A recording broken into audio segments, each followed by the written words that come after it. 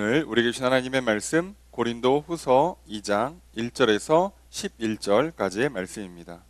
한 절씩 교독하도록 하겠습니다. 내가 다시는 너희에게 근심 중에 나아가지 아니하기로 스스로 결심하였노니 내가 너희를 근심하게 한다면 내가 근심하게 한 자밖에 나를 기쁘게 할 자가 누구냐. 내가 이같이 쓴 것은 내가 갈 때에 마땅히 나를 기쁘게 할 자로부터 도리어 근심을 얻을까 염려하며 또 너희 모두에게 대한 나의 기쁨이 너희 모두의 기쁨인 줄 확신함이로라. 내가 마음에 큰 눌림과 걱정이 있어 많은 눈물로 너희에게 썼노니 이는 너희로 근심하게 하려 한 것이 아니요 오직 내가 너희를 향하여 넘치는 사랑이 있음을 너희로 알게 하려 함이라. 근심하게 한 자가 있었을지라도 나를 근심하게 한 것이 아니요 어느 정도 너희 모두를 근심하게 한 것이니 어느 정도라 함은 내가 너무 지나치게 말하지 아니하려 함이라. 이러한 사람은 많은 사람에게서 벌 받는 것이 마땅하도다. 그런즉 너희는 차라리 그를 용서하고 위로할 것이니 그가 너무 많은 근심에 잠길까 두려워하노라. 그러므로 너희를 권하노니 사랑을 그들에게 나타내라. 너희가 범사에 순종하는지 그 증거를 알고자 하여 내가 이것을 너희에게 썼노라. 너희가 무슨 일에든지 누구를 용서하면 나도 그리하고 내가 만일 용서한 일이 있으면 용서한 그것은 너희를 위하여 그리스도 앞에서 한 것이니. 함께 읽습니다. 이는 우리로 사탄에게 속지 않게 하려 함이라. 우리는 그 계책을 알지 못하는 바가 아니로라. 아멘. 자리에 앉으시기 바랍니다. 할렐루야. 거룩한 주일을 맞이하여 주님 전에 나와 예배드리는 성도님들을 주님의 이름으로 환영하고 축복합니다. 우리 옆에 있는 분들과 사랑의 기도를 나누겠습니다. 인사합시다. 사랑합니다. 축복합니다. 이 시간 주 앞에 나와 예배드리시는 성도님들에게 주님의 크신 은혜가 함께 있기를 주의 이름으로 축복합니다. 오늘 말씀은 고린도 후서 2장 1절에서 11절까지의 말씀입니다. 우리가 고린도 후서 말씀을 살펴보면서 바울이 고린도 교회에 보낸 편지 중에 두 번째 편지, 그래서 후서라고 알고 있습니다. 하지만 실제로는 중간에 편지 하나가 더 갔다라고 말씀드렸죠.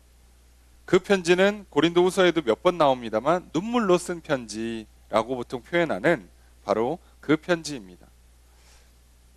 바울이 이렇게 고린도 교회에 편지를 보내야만 했던 상황이 무엇인지, 그리고 그 편지를 보내면서 무슨 말을 하고 있는지 우리가 말씀을 통해 살펴보고 있습니다.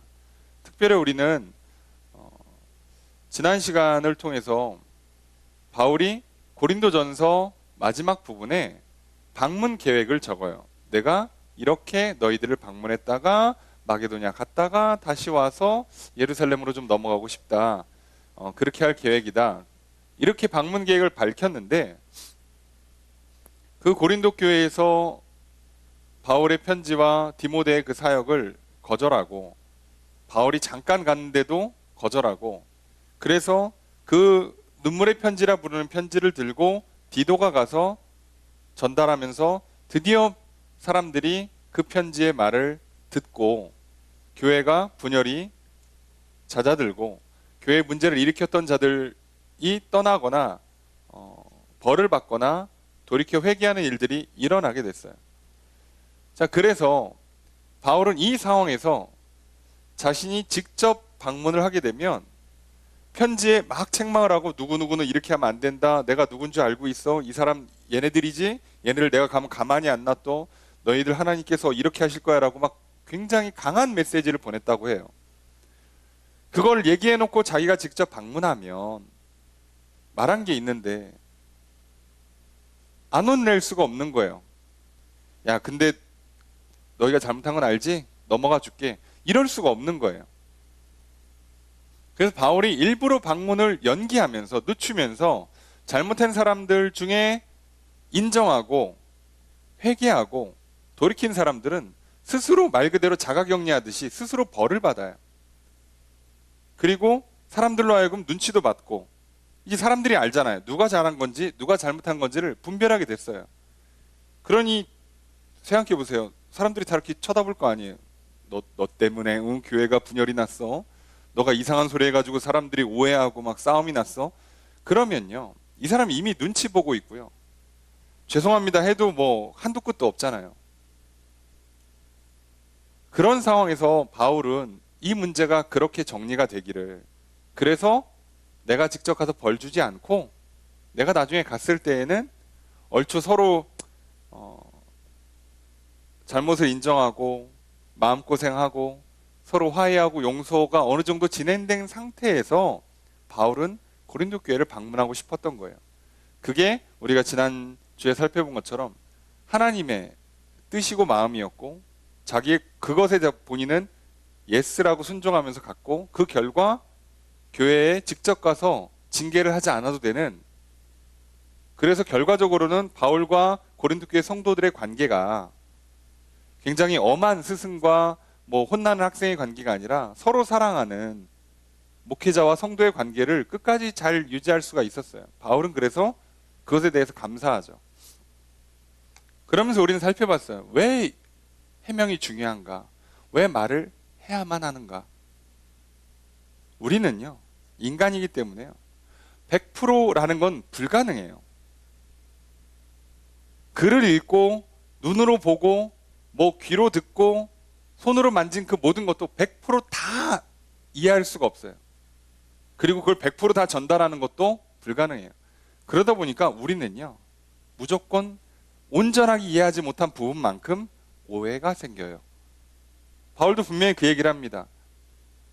너희가 부분적으로 알기 때문에 이렇게 오해가 생기는 거다. 그리고 우리가 서로를 온전하게 알게 될 때가 되면 서로가 서로를 자랑거리로 삼게 될 거다. 왜요? 하나님 안에 있고 하나님이 책임져 주신다면 그 사람의 인생이 결국 빛나는 인생, 결국 아름다운 인생이 될 거거든요. 그리고 서로를 신뢰해줬고 사랑해줬다는 걸 알면 미워할 이유가 없잖아요. 우리 인간의 문제가 뭐예요? 근원적으로는 하나님 사랑, 이웃 사랑이 없어서고, 그렇기 때문에 우리가 욕심과 수많은 죄악들에 넘어가는 것이지만 표면적으로는 다 오해 때문에 생기는 거예요. 몰라서 발생하는 거라고요. 잘못된 생각과 잘못된 감정에 또는 잘못된 분위기에 취하는 게 문제라고요. 바울은 그래서 그렇게 하지 않아도 돼요.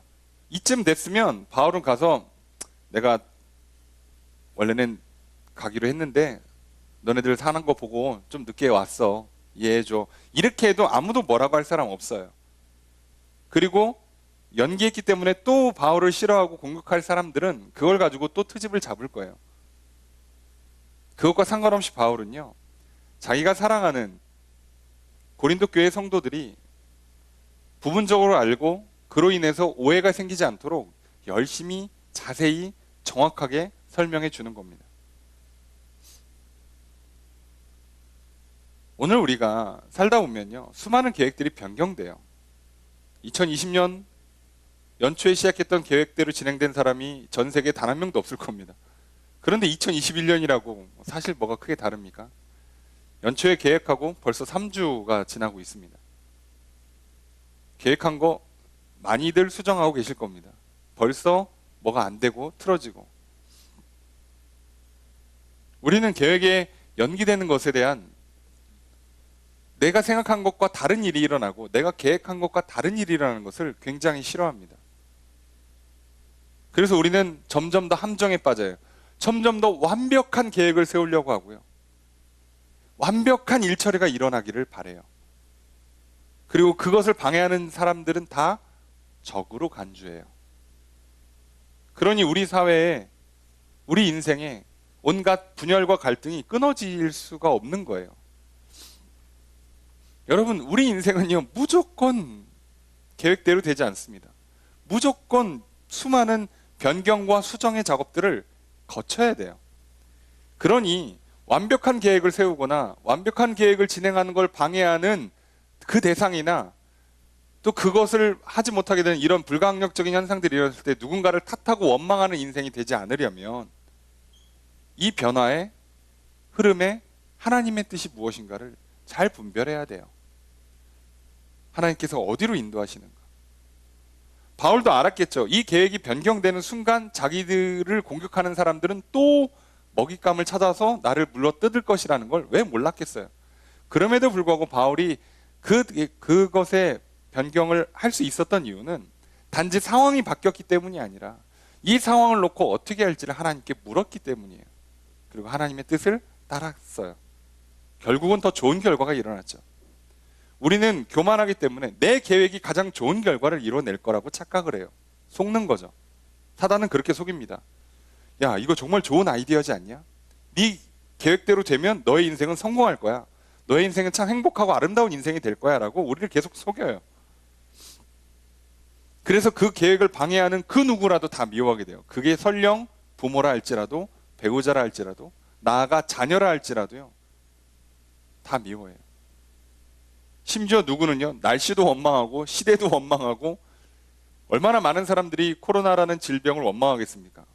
좋은 거 아니죠. 좋아할 사람이 어디 있겠어요. 하지만 그 질병이 가져다 준 변화, 그것 때문에 우리가 마주해야 되는 수많은 도전들과 계획의 변경들, 발걸음의 수정들은요, 우리 인생에 아무 문제가 되지 않아요. 하나님께서 이끌어 주시는 대로 간다면 결과적으로는 더 좋은 결과를 만들어요. 코로나 때문에 멈춰야 됐고 코로나 때문에 방향을 틀어야 됐던 것이 결국은 내 인생을 더 좋게 만들어준다고요. 그래서 바울이 오늘 그것에 이어서 말을 하는 거죠. 왜 내가 그렇게 할 수밖에 없었는가. 그리고 오늘 본문에는요, 계획이 변경된 것과 동시에 계획은 변경됐지만 그 사이에 내가 직접 안 가고 편지를 보낸 것에 대해서 왜 내가 편지를 그렇게 통해서 심하게 책망하고 징계를 내릴 수밖에 없었는가에 대해서 또 해명을 해요. 바울이 해명할 필요가 사실 없음에도 불구하고 이렇게 열심히 해명하는 것은 말 그대로 부분적으로 아는 걸 막고 오해를 방지하기 위해요. 그리고 그것의 근원은 오늘 본문에도 나옵니다만 사랑 때문인 거죠.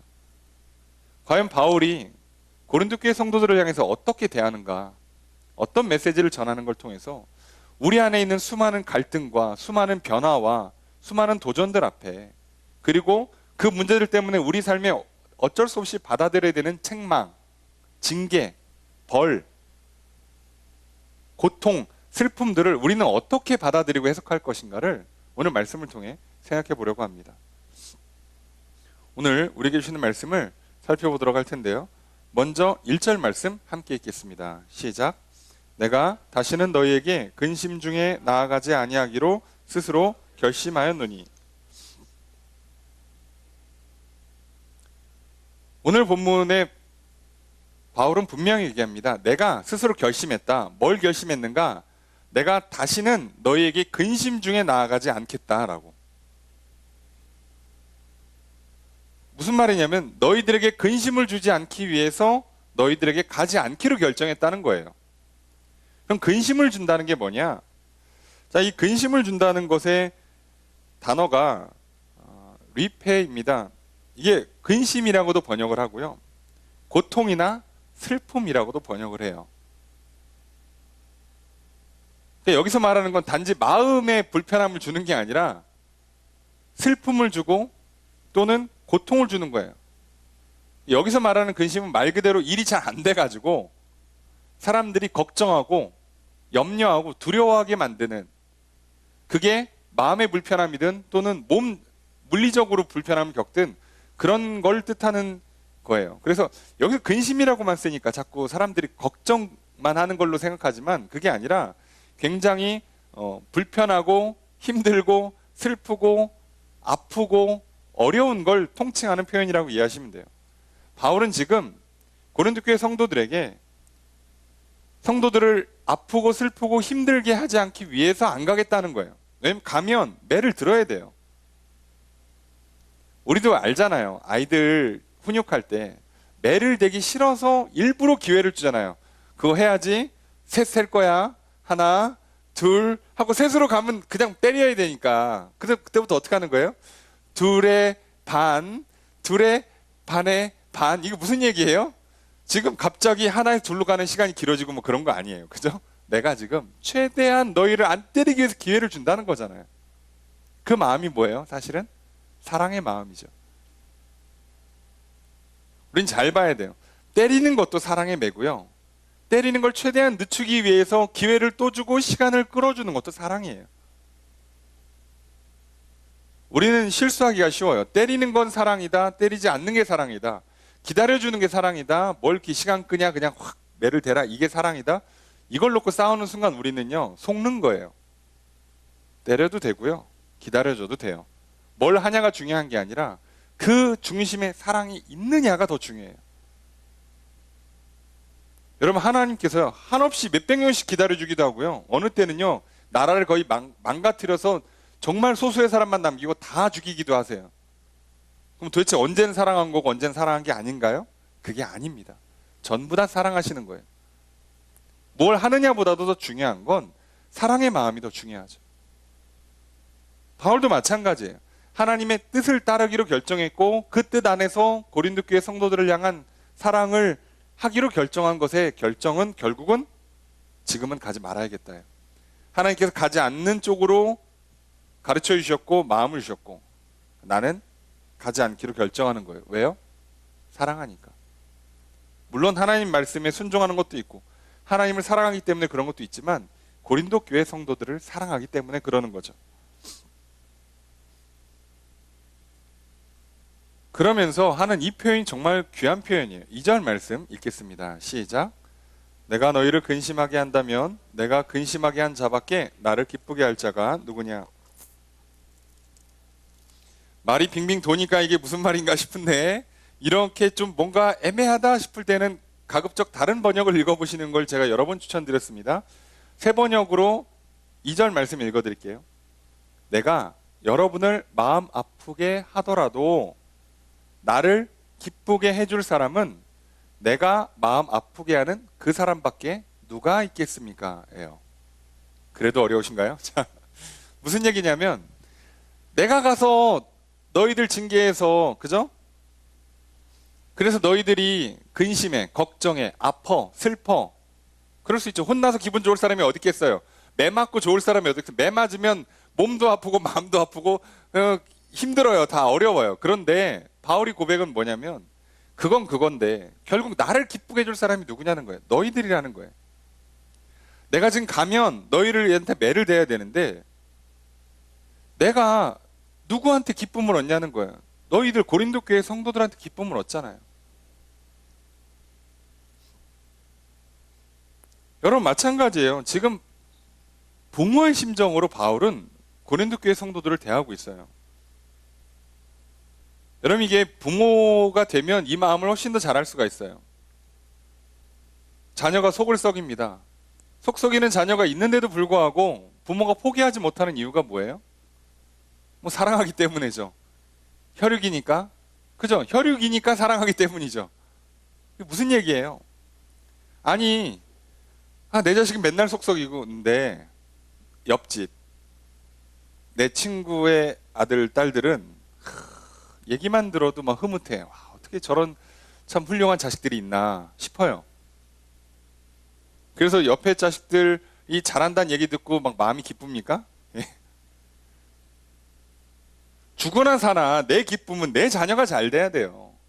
내 자녀가 잘 커서 나에게 기쁨을 줘야지 옆에 집 자녀가 잘 커서 너무 기쁘고 내 자녀는 속썩여서 넌 버려야겠다. 호적에서 판다. 이럴 것 같습니까? 아니에요. 죽으나 사나 내 자식이 잘 돼야 되는 거예요. 그게 부모의 마음이잖아요. 결국 나를 웃게 만들어주는 건 내 자녀지 옆집 자녀가 아니에요. 결국 나를 기쁘게 만들어주는 건 내 자녀지 내 옆집 자녀가 아니란 말이에요. 여러분 아무리 훌륭한 연예인이 있고 아무리 뭐 훌륭한 뭐 이렇게 뭐 요즘 뭐만 하면 이렇게 국민자 붙이잖아요. 국민 남편, 국민 남친, 뭐 국민 뭐 여동생 이렇게 붙이잖아요. 그 백날 훌륭하고 예쁜 사람이 TV에 나오고 심지어 내 옆집에 살면 뭐 하냐고. 죽거나 사나 내 배우자가 내 부모가 내 자녀가 나를 기쁘게 하지 옆에 사람 소용없어요. 그럼 뭐 TV에 나오고 영화에 나와서 뭐 할 거야. 뭐 볼 때는 흐뭇하지. 근데 결국 나를 진짜 기쁘게 만들어주는 건, 내 인생에 진짜 기쁨을 주는 건 내 배우자, 내 부모, 내 자녀잖아요. 바울은 고린도 교회 성도들이 다시 회복돼서 바르게 믿음이 잘 자라는 것을 기대하고 있어요. 그리고 그것을 기뻐해요. 여러분, 우리도 마찬가지입니다. 우리 옆에 계신 분들 이렇게 쓱 보세요. 이렇게 쓱 이렇게 저를 둘러보시면, 여러분 보세요. 이 사람들이 나의 자랑거리가 될 사람들이었고요. 이 사람들이 나의 기쁨이 될 사람들이에요. 아니, 생각해 보세요. 저 옆에 어딘가에 있는 교회, 그죠? 뭐 잘은 모르지만 이 동네 어딘가에도 교회가 많겠죠? 그리고 뭐 우리가 뭐 주변에 큰 교회들 잘 알죠? 그 교회 누구 성도가 어려운 문제가 잘 풀렸다더라. 중한 질병에서 나섰더라. 뭐 사업이 잘 돼서 엄청 돈을 많이 벌어서 뭐 가난한 사람들에게 뭐 베풀었다더라. 기쁘죠? 좋습니다. 네, 좋아요. 그래도 우리 교회 성도가 한 것만큼 기쁘진 못해요. 교회 편을 가르겠다는 게 아니라 아시잖아요. 여러분, 옆에 교회 성도가 잘 돼서 기쁘죠? 근데 그 기쁨이 내 옆에 있는 사람, 우리 교회 성도가 잘 되는 것만큼 기쁠 것 같습니까? 그렇지 않아요. 왜요? 내 옆에 있는 형제자매는 내가 조금이나마 사랑하지만 사실 저 멀리 있는 분들은 누군지도 몰라요. 누군지도 모르잖아요. 네. 누군지도 모르잖아요. 그러니까 한번 생각해 보세요. 우리의 기쁨이라는 건 결국 내가 사랑하는 사람이 잘 돼야 되는 거예요. 바울은 지금 고린도 교회 성도들을 자녀처럼 대하고 있어요. 사랑의 마음으로 대하고 있습니다. 그리고 우리가 그 마음을 가져야 돼요. 내 옆에 있는 형제 자매들이 잘 되기를 바라야 된다고. 그래서 그 안타까운 마음에 우리가 때로는 기다려주기도 하고 때로는 징계하기도 하는 거예요. 사랑하니까 잘 되라고. 그래서 자랑거리가 되고 기쁨이 되어달라고. 서로가 서로에게.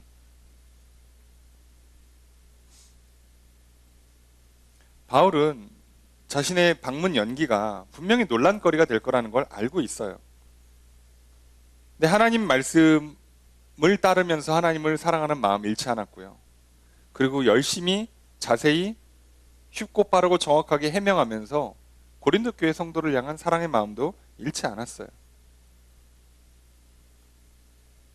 고린도 교회 성도들이 여전히 자기를 오해하고 외면하고 부정하고 공격하고 마음 아프게 하고 상처까지 준다 할지라도 바울은 사랑했습니다.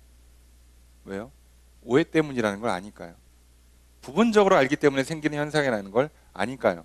조금 더 깊이 들어가면 사단이 주는 죄의 유혹에 넘어갔고 사단이 주는 거짓에 속았기 때문이니까요.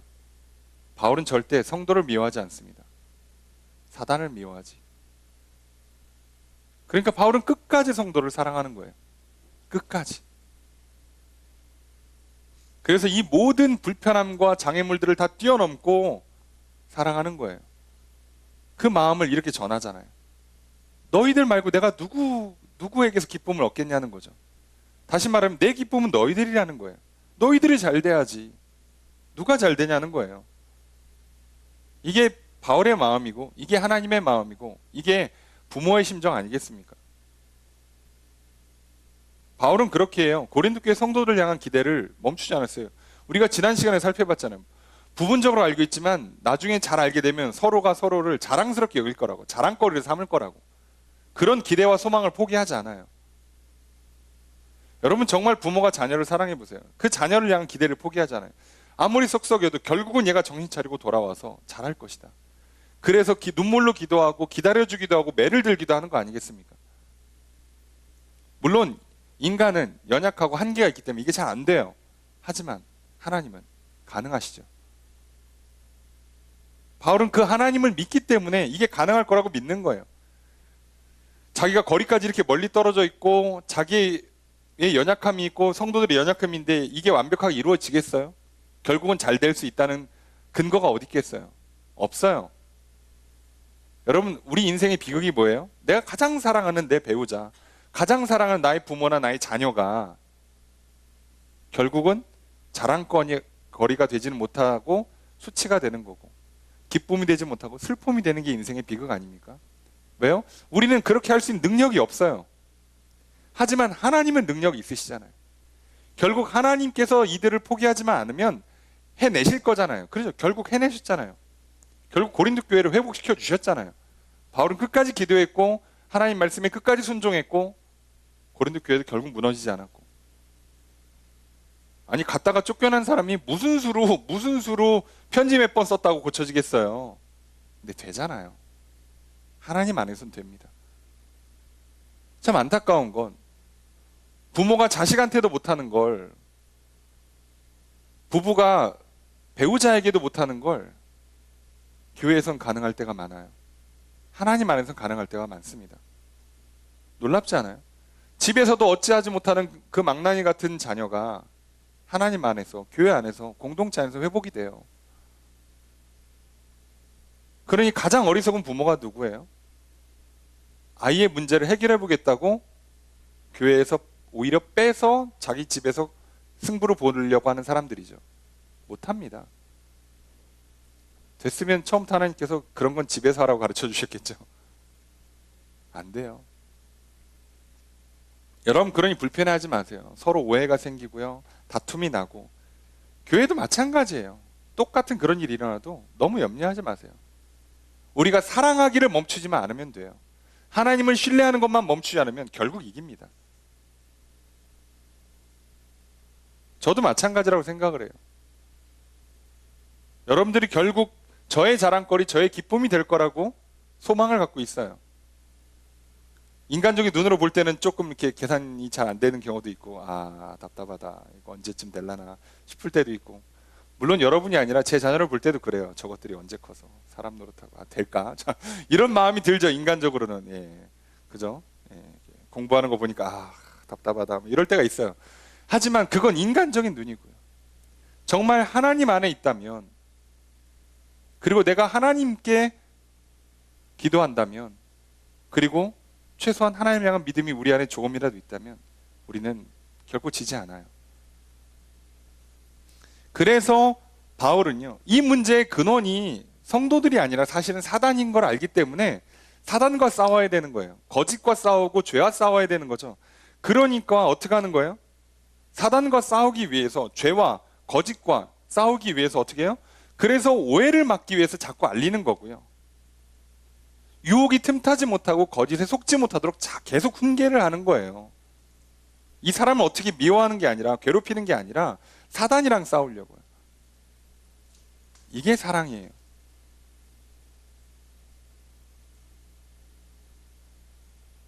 징계를 하는 것도 사랑이고 징계를 하지 않는 것도 사랑이고, 그렇기 때문에 결국은 우리가 사랑해야 되는 건 내 옆에 있는 형제자매고, 미워하고 싸워야 되는 대상은 사단이란 말이에요. 그 싸움을 위해서 해야 되는 게 바로 해명, 설명, 때로는 훈계, 징계가 필요한 거예요. 이걸 잊지 않고 살아야 돼요, 우리는. 이걸 놓치는 순간요, 아시죠? 이렇게 징계하다 보니까 감정이 벅차올라서 더 때리잖아요. 그죠? 갑자기 옛날 생각이 나면서 그때 맞아, 그때 내가 그거 때리려고 했는데 안 때렸지, 이런 하면 큰일 나요. 여러분, 이 시대가 말세여서 오늘날 자꾸 부모들이 어린 자녀들을 학대하고 심지어 죽음에 이르게 만드는 게 아니라요, 그런 일은 옛날에도 있었어요. 잘 안 알려졌을 뿐이지. 똑같습니다. 안 돼요, 그게. 인간은 하나님 없이 내 안에 사랑과 소망이 어떻게 계속 올라올 수 있겠냐고요. 안 돼요, 인간은. 그리고 억지로 끌어내면 그만큼 보상을 받아야 돼요. 감정적으로 보상을 받든 물리적으로 보상을 받든. 그러니 부모를 향한 사랑이 없고 배우자의 부모를 향한 사랑이 없으니 명절 지나고 나면 보상을 받아야 돼요. 홀로 조용한 시간을 갖든 휴식의 시간을 갖든 쇼핑을 좀 하시든 보상을 받아야 된다고요. 그러니 우리 인생의 비극이 여기서 시작되는 거잖아요. 결국 사랑해야 될 사람을 사랑하지 못해서 생기는 비극, 사랑이 없어서 생기는 비극, 싸워야 될 세상과 싸우지 못해서 생기는 비극이잖아요. 이 비극을 막는 기 위해서 우리에게 주어진 마지막 공동체가 교회예요. 바울은 그걸 얘기하는 거죠. 똑같은 얘기를 해요. 3절에도 자, 나를 기쁘게 할 자로부터 내가 근심 얻을까 봐 그래서 내가 굳이 계획대로 안 가고 계획을 바꾼다는 거예요. 그리고 나의 기쁨이 우리의 기쁨 아니냐는 거죠.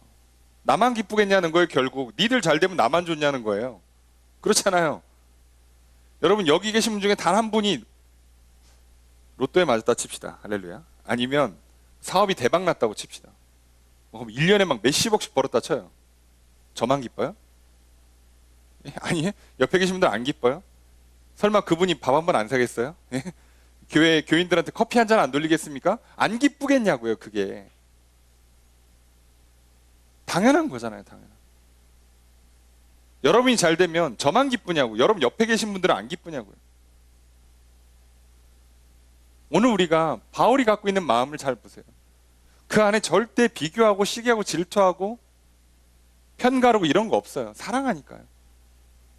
사랑할 때 이 일이 가능한 거고. 그래서 우리는 사랑해야만 되는 거예요.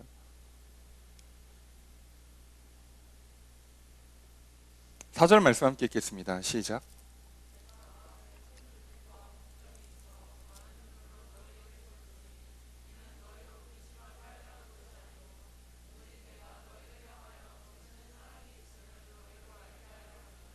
바울이 편지에 대해서 또 설명하잖아요. 두 번째, 사실상 사라져 있는 그 중간에 있는 그 편지. 엄청난 징계의 편지. 그러니까 아마 학자들은 얘기해요. 대놓고 썼을 거라고. 누구는 교회에서 그냥 내쫓아라. 누구는 얼마 이상의 어떤 수준의 징계를 내려라. 니들이 이거 안 하면 하나님께서 너희들에게 이런 정도의 징계를 내릴 거다라고 아마 굉장히 강력한, 몇몇 사람들은 출교까지 하는 정도의 굉장히 강력한 권고를 했어요. 눈치챌 수 있는 게 고린도 전서에도 나오잖아요. 이런 건 세상에서도 들어본 적이 없는 거를 교회가 허락해 주냐고 하면서까지 바울이 강력히 얘기하죠. 그거에 대해서 누군가는 막 울고 눈물로 막 그걸 결정을 내려야 그래서 누구는 막 나가고 내쫓아야 되고 내보내야 되고, 내보낸 다음에 어떻게 해요? 그 다음에 빌면서 잘못했습니다. 그러면 그때 받아줘야 되는 거예요. 바울은 그걸 설명하는 거예요. 내가 왜 이렇게까지 했냐? 마음에 큰 눌림과 걱정이 있었다는 거예요. 왜요? 이러다가 진짜 교회가 무너지면 안 되잖아요. 바울도 마음이 힘들었어요. 그렇다고 가만히 있으면 해결될 수 없잖아요. 기도하고 하나님께 도움을 구했을 때 바울이 결정한 건 뭐예요? 편지를 하나 더 쓰자. 포기하지 않았던 거죠. 그리고 그 편지는 사실 눈물로 쓴 편지지만 거기에는 굉장한 근심과 슬픔과 징계가 있는 편지예요. 근데 뭐라고 해요? 너희를 근심하게 하려고 쓴 게 아니래요. 아니 그 편지는 근심을 줬잖아요. 어마어마하게. 안 그러면 망한다 소리까지 듣고 하나님 저주할 거라 그러고. 근데 왜요? 내 목적은 그게 아니라 뭐라고요? 너희를 향하여 넘치는 사랑이 있다는 걸 보여주려고 하는 거라는 거죠. 이거예요. 우리도 많이 알잖아요. 사랑의 매. 우리가 혼내키고 매를 대고 나서 꼭 해야 되는 게 뭐예요? 이게 사랑 때문에 하는 거라는 걸 인지시켜줘야 돼요. 아이를 훈육하고 나면 안아주거나 훈육한 것만큼의 아이의 정서를 품어주거나 또는 충분히 인지를 시켜줘야 돼요. 너 잘 되라고 하는 거다 진짜로. 지금 내가 비록 화가 난 건 맞지만 너한테 감정풀이 하는 게 아니란다. 인지시켜줘야 돼요. 이게 뭐 배우자든 부모든 자녀든 누구든 할 것 없이 똑같아요. 그래야 사랑이 전달돼요. 사랑은요, 마음도 중요하지만 방식도 중요해요. 내가 아무리 사랑해도 못 먹을 음식을 차려주면 안 되잖아요. 그럼 사랑이 전달이 안 되잖아요. 오히려 오해가 더 생기잖아요. 날 미워하나? 날 죽이려고 그러나? 그럴 수가 있으니까요. 그래서 사랑이라는 게 마음가짐과 동시에 그거에 적절한 방법을 써야 돼요. 그러니까 바울은 편지도 보냈고 징계의 편지도 보냈고 근심의 편지도 보냈고 그 징계와 근심의 편지를 써서 보낸 것이 사랑이라는 것도 충분히 설명을 해주고 있어요. 그 얘기입니다. 여러분 오늘 마찬가지예요. 근데 이거는 입장을 바꿔놓으면요, 하나님이 나한테 하시는 거라고 한번 생각해 보세요. 오늘 내 삶에 수많은 어려움들이 있어요. 부모나 가정 환경으로부터 오는 어려움, 성장 배경에서, 과정에서 오는 어려움, 친구 때문에, 내 안에 있는 어떤 연약함과 한계 때문에, 그런 수많은 어려움, 그것 때문에 필연적으로 발생하는 실수들, 죄악들, 그로 인해서 뒷감당하기 어려운 수많은 아픔들, 고통들, 육신의 질병을 얻기도 하고, 관계가 단절되기도 하고, 재정적으로 큰 손실을 입기도 하고, 어려워요. 그때 여러분, 이게 나를 향한 하나님의 사랑이라는 걸로 받아들입니까? 우린 대부분 뭐라고 그래요? 울면서? 하나님 왜 날 미워하십니까? 거꾸로 기도하잖아. 하나님 날 좀 사랑해달라고, 그만 미워하라고. 아니에요. 그게 사랑이에요. 부모가 자녀에게 매를 대요. 그럼 자녀가 만약에 왜 날 그렇게 미워하냐고, 날 좀 사랑해달라고. 그러면 우리는 설명해 줘야 되잖아요. 사랑해서 그런 거야. 너 이거 계속하면 너 심지어 다쳐. 아니면 진짜 죽을 수도 있어. 큰 장애를 얻어. 아니면 너 감옥 가야 돼. 지금 하지 말라고 가르쳐 주는 거야. 사랑이라고. 하나님도 마찬가지 아니겠어요? 내 삶에 일이 잘 안 풀리는 게 나를 설마 미워하시는 거겠습니까? 저주하는 거겠습니까? 사랑이라고요. 여전히 우리는 코로나 때문에 힘들지만 코로나가 우리를 향한 저주겠습니까? 사랑이죠. 저주하기로 맘먹었으면 그냥 한날 한시에 보내야지, 우리를 다. 그냥 오셔서 여기까지만 하자. 이제 디 엔드다. 그러고서는 자, 천국 갈 사람, 지옥 갈 사람 나눠. 이러셨겠죠. 근데 그게 끝이 아니라 우리에게 또 기회를 준다는 건 사랑이에요. 그것 때문에 수많은 변동이 생겼잖아요. 계획이 다 무너지고, 누구는 건강에 문제가 생기고, 누구는 재정에 문제가 생기고, 누구는 관계가 깨지고, 누구는 인생의 진로가 꼬이고, 얼마나 힘들어요. 그런데 그 징계가 사랑이라고요.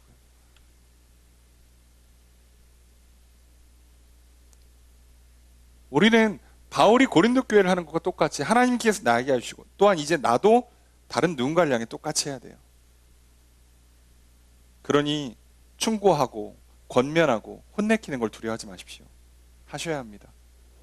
그거 하다가 미워하면 어떻게 해요? 그거 하다가 관계가 완전히 단절되면 어떻게 해요? 괜찮아요. 여러분, 사랑하면, 하나님 말씀 안에서, 하나님 뜻 안에서 사랑하면 하나님이 책임지십니다. 당장엔 관계가 단절되는 것처럼 보이지만 결국 돌아와요. 저도 경험해봐서 압니다.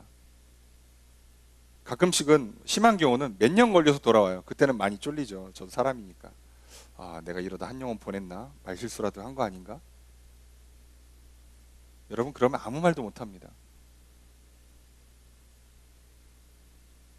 여러분, 자녀를 훈육하지 않으면 어떤 일이 일어나는지 여러분 지금 이 시대를 보면 알 수 있어요. 예, 어렵지 않습니다. 그렇게 훈육 없이 자란 아이들이 자기의 아이를 어떻게 키우는지를 보세요. 죽여요. 살리지를 못한다고요. 감정 조절을 하지를 못하고요. 힘든 걸 어찌하지 못하고요. 수많은 정치적인 선동과 거짓에 그냥 휘말려서 넘어가잖아요.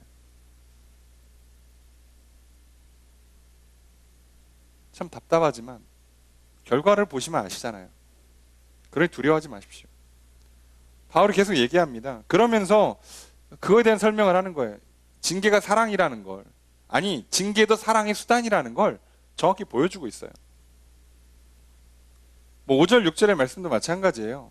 자, 근심하게 하는 사람이 있어요. 근데 그거는 바울만 근심한 게 아니라 다 같이 근심하게 만든 거예요. 맞죠? 아까 얘기했잖아요. 한 사람이 잘 돼서 기쁘게 되면, 기쁨을 주면 바울만 기쁜 게 아니라 다 기쁜 것처럼, 한 사람이 잘못해서 문제를 일으키면, 그것 때문에 어려움이 오면 다 같이 힘들어요. 반대로 생각해 보세요. 저희 중에 누군가가 중한 질병에 걸려서 병원에 갔다 칩시다. 우리 다 마음이 안 좋잖아요. 사업이 망가졌어요. 빚더미에 앉았어요. 눈물로 기도하는 걸 보면 옆에 있는 사람 기분이 좋겠습니까? 다 힘들어요. 근데 누가 만약에 교회에 문제를 일으켰다 칩시다. 우리 중에 누군가가 그 사람이 잘못 생각해서 잘못 말해서 잘못된 행동을 하거나, 그래서 결국 교회가 교인 중에 누구가 막 편갈라 싸움이 나고 누구는 막 교회를 떠나고 그런 일이 생겼다 칩시다. 얼마나 아파요. 그리고 그 잘못을 인지했어. 이제 서로가 다 인지했어. 본인도 인지하고 옆에 있는 모든 사람도 인지해서 그거 하지 마. 잘못했어. 그럼 이제 그걸 안 사람은 또 마음이 얼마나 괴로울까요? 내가 미쳤지. 왜 그랬지? 아, 그때 한 번만 더 확인할 걸. 오해하지 말 걸. 그때 말 그렇게 심하게 하지 말 걸. 이미 끝났잖아요. 얼마나 괴로워요. 그래서 다 괴롭고요. 6절, 5절의 말씀은 다 괴롭고요. 그리고 6절에 그렇게 잘못한 사람은 벌 받는 것도 마땅해요. 그런데 뭐라고요? 이 마땅한 게 중요한 게 아니에요. 7절 말씀 읽겠습니다. 시작.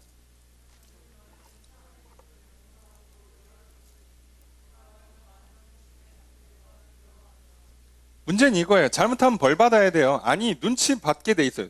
최소한 눈치라도 보게 돼 있고요. 심한 경우는 체벌도 받고요. 아니면 그 대가를 치러야 돼요. 마땅한 거예요, 여러분. 이걸 어떻게 해줄 수는 없어요. 하지만 중요한 건 뭐라고요? 이제 잘못도 인지했고 벌도 받았고 그것 때문에 괴로움 당하고 있는 사람을 어떻게 해주라고? 이제는 용서해 주라고요. 왜요? 위로해 주라고요. 왜요? 그거 안 하면요. 얘기했잖아요.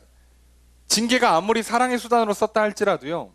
징계하고 끝내고 이 사람이 그게 사랑인지를 인지를 못하면 오히려 큰 낙심에 빠져요. 슬픔과 우울에 빠져버려요. 그래서 어떻게 해요? 그게 미워해서 한 게 아니라는 걸 알려줘야 돼요. 그래서 용서해주고 위로해줘서 너무 많은 근심, 깊은 슬픔, 오늘날로 표현하면 우울이죠, 우울. 우울에 빠지지 않도록 해주라는 거예요. 그래서 만약 이 사람이 교회 올 때마다 아휴, 내가 교회를 망쳤어. 아유, 이러다가 내가 몇 사람 지옥으로 보냈고 이러다 나도 지옥 가겠네. 여러분 그렇게 하고 있으면 안 되잖아요. 그래서 어떻게 하라고요? 8절 말씀처럼 사랑을 나타내라고요. 바울도 얘기하잖아요. 내가 너희들의 그 편지를 쓴 건 사랑 때문이었다고. 똑같이 권면하는 거예요. 너희도 그 사람들을 이제 용서해주고 위로해주고 사랑을 나타내래요. 여러분 그러니 기억하세요. 징계해도 됩니다. 벌 받아 마땅합니다. 잘못된 걸 알았고 벌 받고 있으면 용서해 주십시오. 위로해 주십시오. 더 이상 슬픔에 잠기지 않게 하십시오. 그래서 그 사람이 이 모든 게 하나님의 사랑이요 또 상대방이 나를 사랑하는 것임을 알게 하십시오. 그래야 문제가 생기지 않습니다. 아니 그게 그렇게 해야 교회가 세워집니다. 나아가 이렇게 해야 가정이 바로 세워지고요.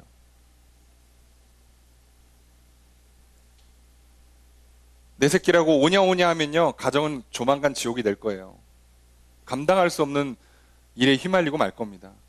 그런데요 너무 쥐잡듯이 잡기만 해도 그 가정은 지옥이 될 거예요. 그러니까 결국은요 사랑이라는 건 하나님의 사랑을 근거로 하나님의 말씀을 근거로 해야 되는 거예요. 그러니 마음도 중요하고 방법도 중요해요.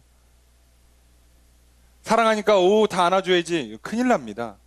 하나님 말씀을 기준으로 보시고 안아줄 건 안아주고 하나님께서 아니라고 거절하는 것들은 이건 하지 마라고 끊어야 되는 거예요. 그게 사랑이라고요. 때로는 기다려주는 것도 사랑이고요. 때로는 매를 드는 것도 사랑이라고. 때로는 벌을 내리는 것도 사랑이고요. 벌 내린 뒤에 위로해주고 용서해주는 것도 사랑이에요. 그러니 그걸 기억하셔야 돼요. 사랑을 나타내는 게 중요하구나.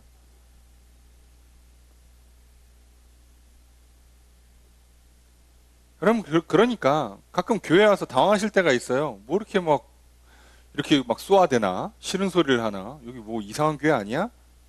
아니 좋은 교회예요. 이상한 교회는 그 안에 비교, 시기, 질투, 미움, 다툼이 있는 교회가 나쁜 교회지 사랑의 마음을 갖고 때로는 기다려도 주고 때로는 징계도 하는 것 그건 좋은 교회예요. 귀에 좋은 소리 들려주는 게 좋은 교회가 아니라요 사랑하는 교회가 좋은 교회라고. 아니 그게 진짜 교회라고요. 하나님 사랑과 이웃 사랑, 하나님을 사랑하기 때문에 하나님 말씀대로 순종하는 것이요 이웃을 사랑하기 때문에 하나님 말씀대로 이웃에게 행하는 것이 그게 진짜 교회라고요. 사랑하니까 우리는 서로 싫은 소리 하지 맙시다. 웬만하면 그냥 넘어가 줍시다. 아유 그러려니 언젠가 좋아지겠지. 거기 조만간 지옥이 됩니다. 우리는 이런 거 안 됩니다. 이런 거 하시면 안 됩니다. 룰을 철저히 지키세요. 거기도 지옥이 됩니다. 핵심은 사랑이죠. 그래서 바울은 얘기해요. 이 용서한 게 너희들이 개개인으로 용서한 게 아니라 이거 다 하나님 앞에서 하는 거다라고 분명히 알려주죠. 그러면서 왜 사랑해야 되는지, 그 사랑 가운데 징계도 수단이 된다는 걸 기억하고, 그 징계라는 수단을 썼을 때에는 용서와 위로도 필요하다는 걸 정확히 알려주면서 이 모든 걸 가르쳐준 이유가 뭐냐? 바로 이 11절 말씀 때문이에요. 함께 읽습니다. 시작.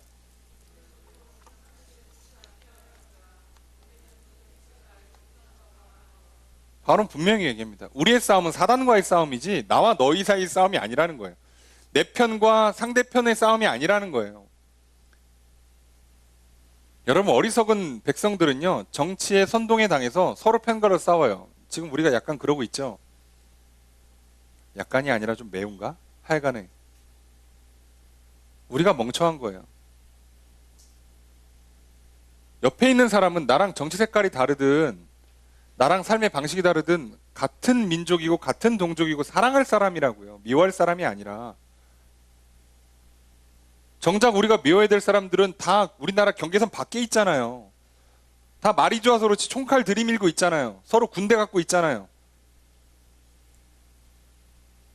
말이 좋아서 그렇지 경제적으로도 전쟁 치르고 있는 거잖아요. 걔네가 적이지 왜 우리 동족이 적이에요? 아니, 온 세계가 하나가 되면 참 좋겠습니다만 그건 너무 좀 큰 문제고요. 아니, 거기까지 가기도 전에 내 가족 사랑하고 내 지역 민족 지역 사람들 사랑하고 내 민족, 내 동족이라도 사랑해야지. 뭘 멀리는 못 가더라도. 근데 우리끼리 싸워요? 그럼 진짜적인 누군지 아시겠어요? 싸움 붙이는 사람들이 나쁜 사람이에요. 그들과 싸워야 되는 거예요. 싸움을 조장하는 사람, 선동하는 사람. 진짜 나쁜 사람들이죠. 오늘 교회에서 싸움을 부추기는 게 누구겠냐고요? 사단이라고요. 가정을 분열시키고 싶은 사람은 아니죠. 가정을 분열시키고 싶은 존재, 교회를 분열시키고 싶은 존재가 누구겠냐고요? 사단이라고요. 그 사단의 계책이 뭐예요? 오해를 확신을 갖게 만들어서 서로 싸움하게 만드는 거죠. 서로 수치스럽게 여기고 서로 미워하게 만들고, 그게 사단의 계략이잖아요. 그래서 어떻게 하는 거예요? 바울은 정반대로 사랑하는 거죠. 그래서 진리의 말씀을 붙잡고 사랑의 마음으로 나아가면 이긴다는 걸 알고 있어요. 바울은 그걸 얘기하는 거예요. 여러분, 사단에 속지 마십시오. 여러분, 우리는요, 하나님의 마음 그리고 하나님의 말씀을 버리고 사랑이라는 건 없다는 걸 기억하십시오. 내 생각과 내 마음에 좋다라고 여기는 걸 사랑이라고 속지 마십시오. 착각하지 마십시오. 스스로 이게 거짓이라는 걸 알면서도 속이지 마십시오. 내 생각대로 내 마음대로라는 건 절대 사랑이 아니에요. 내 자녀한테 내가 주고 싶은 거 다 사주겠다는데 그 사랑 아니라고요. 사랑은요, 사랑의 근원 되신 하나님께서 정확히 알고 계세요. 어떻게 사랑하는지, 무엇이 사랑인지 성경에 써 있잖아요. 보여주셨잖아요. 가르쳐 주셨잖아요. 그걸 따라가야만 합니다.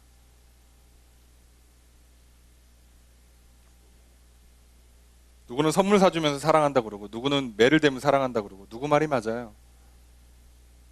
다 틀려요. 하나님의 마음과 하나님의 말씀이 없이 하는 건 다 사랑이 아니에요. 바울도 왜 연기했다고요? 대충 머리 돌려서? 아니요. 기도하는데 하나님 성령님의 인도하심을 따라서 연기했어요. 연기하고 보니까 더 좋은 결과가 일어날 거라는 걸 믿었고 그대로 됐죠. 그리고 그것을 충분히 설명해요. 따지고 보면 하나님 연기하라고 하셨는데 그 말씀에 순종하고자 하니 사실은 그게 우리 서로에게 다 좋은 것 같다. 지금 내가 가면 너희들 직접 혼내킬 수밖에 없다. 그러니 늦게 가라 하신 하나님의 방법이 맞다. 그리고 편지를 써서 보낸 것도 사랑이다. 얘기하잖아요.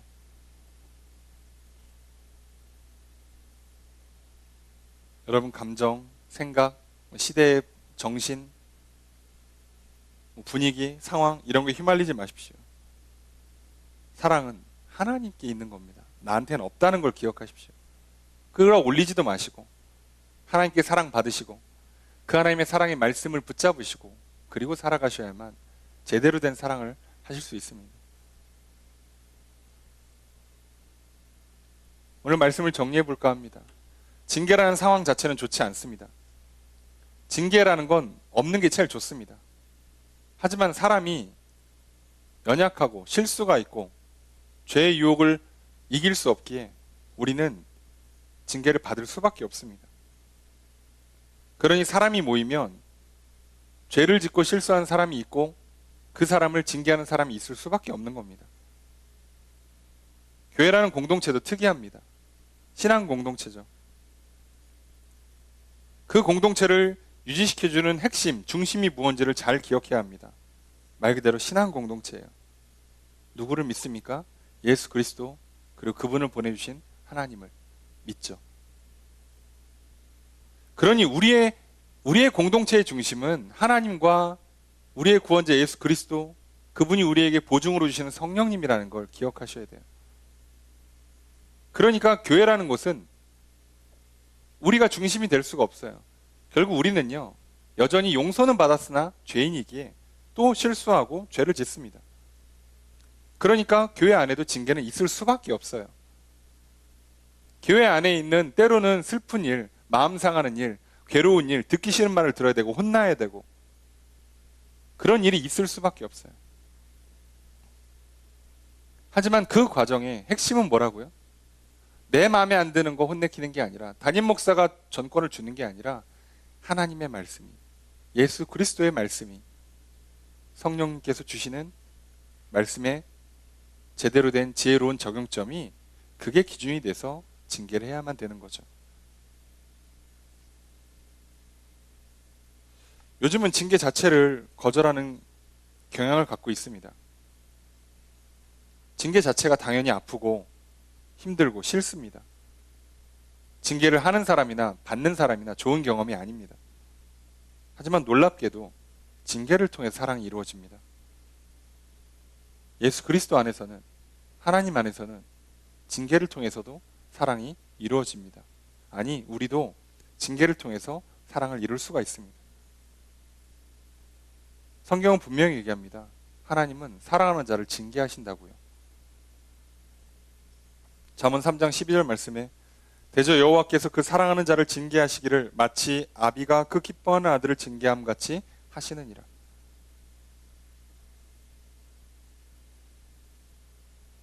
징계를 통해서 우리는 고침받고 바르게 성장할 수 있습니다.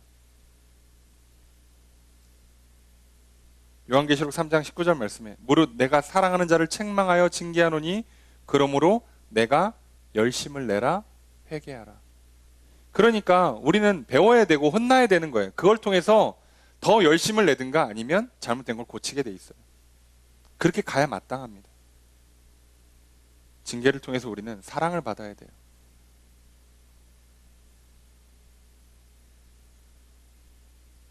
누군가 얘기하잖아요. 사랑의 반대말은 미움이 아니라 무관심이라고.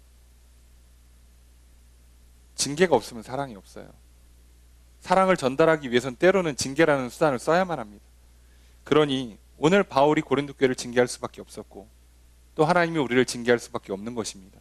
또 우리도 교회 안에서 누군가를 징계할 수밖에 없는 겁니다. 가정에서도 마찬가지고요. 중요한 건 징계를 통해서 사랑을 전달하느냐가 핵심이에요. 하나님의 마음을, 하나님의 말씀을 전달하느냐가 중요한 거죠. 자칫하면 징계를 통해서 내 생각을 강요하고 내 감정에 휩싸일 수가 있어요. 그러지 않아야 합니다. 내 생각과 감정에 휩싸이면 자꾸 사단의 속임에 넘어가서 결국 내 편만 남게 되죠. 절대로 그렇게 하면 안 됩니다. 우리는 놀랍게도 이 징계를 통해서 징계하는 그 대상을 사랑하고 이제 진짜 미워야 되는 그 사람을 징계할 수밖에 없게 만든 죄를 유혹한 대상, 거짓으로 속인 대상, 바로 사단을 미워하고 그 사단과 싸워야 합니다. 우리에게 주어진 성령의 말씀의 검을 붙잡고 싸워야 합니다. 성령의 도우심을 통해, 말씀의 진리를 통해 싸워야 합니다. 그러니 우리의 싸움 명확합니다. 징계를 할까 말까를 놓고 싸우지 마십시오. 징계를 하는 사람과 안 하는 사람끼리 갈라져서 싸우지 마십시오. 우리는 사단과 싸워야 됩니다. 사단이 만들어내고 있는 죄의 유혹, 거짓의 속임과 싸워야 합니다. 그래서 우리는 사랑으로 싸워야 되고 진리로 싸워야 합니다. 그때 하나님의 교회가, 그때 하나님의 나라, 천국 같은 공동체가 교회 안에, 가정 가운데 세워질 수 있는 것입니다. 여러분 잊지 마십시오. 여러분 우리에게 있었던 지난날의 모든 아픔과 슬픔들, 괴로움들, 그 모든 것 다 하나님의 사랑입니다. 그것이 없었으면 오늘 난 여기에 존재하지도 못해요. 놀랍게도 코로나조차도 사실은 하나님의 사랑입니다. 아픈 매지만 하나님 우리를 사랑하셨어요. 아니었으면 우리는 코로나 중에 이미 멸망을 당했을 겁니다. 그렇게 비록 힘들고 어렵지만 오늘 이 과정을 통해서 우리가 더 바르게 서야 되고 잘못된 것들은 고쳐야 합니다. 그걸 통해서 하나님의 사랑을 받읍시다. 그리고 더욱 말씀의 진리를 붙잡읍시다. 하나님뿐만 아니라 부모도, 선생님도, 목회자도, 또 성도와 성도와의 관계도 그렇게 징계를 통해서 서로가 서로를 더 사랑함을 우리가 확인할 수 있었으면 좋겠습니다. 서로가 서로를 사랑함을 징계를 통해 전달했으면 좋겠습니다. 그러니 징계를 받는 사람을 미워하지 마십시오. 징계를 행하는 사람을 미워하지도 마십시오. 서로가 서로에게 내 잘못을 지적해 주셔서 감사합니다. 너가 징계를 받아들이고 고쳐서 고맙다 라고 서로에게 감사하다는 말, 사랑한다는 말 잊지 않았으면 좋겠습니다. 서로를 용서해주고 위로해주고 격려해주기를 멈추지 않았으면 좋겠습니다. 그래서 우리가 비록 징계할 수밖에 없는 안타까운 모습이 우리 가운데 늘 있을지 모르지만 그 징계를 통해서 더욱 사랑으로 나아가는 그런 인생이 됐으면 좋겠습니다.